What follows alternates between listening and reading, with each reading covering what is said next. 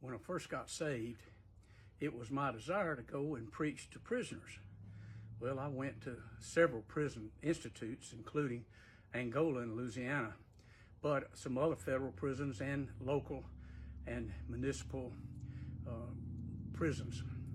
So this one time I got an invitation to go to Monroe, and when I got there, the captain led me to the prisoners. He says, "You can't go in there with them. You're going to have to stand out here in the hall." So there was bars separating us. I said, "That's fine. I'm good with that." So he said, "All right, I'm going to leave, but I'll be back in about 30 minutes, and you should be through by then." I said, "Okay." I've never done a sermon in 30 minutes. But I knew I needed to do this quick and get out of there. So I started preaching on the baptism of the Holy Ghost. Well, I knew those guys probably had never heard of that. Maybe. So when I got through, just to make sure, I said, "How many of y'all would like to get born again, get saved?" Well, they raised their hand. I said, "Okay.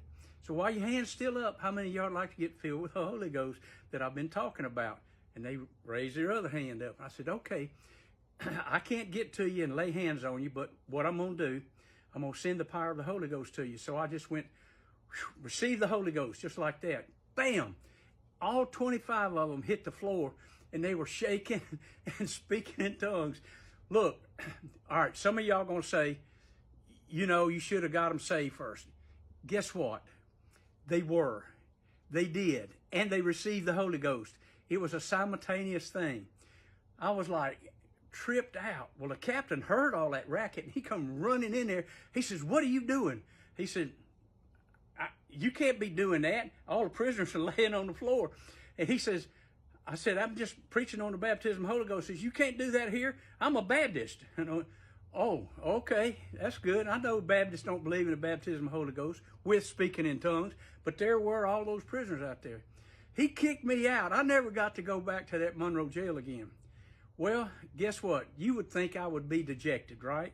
No, not at all.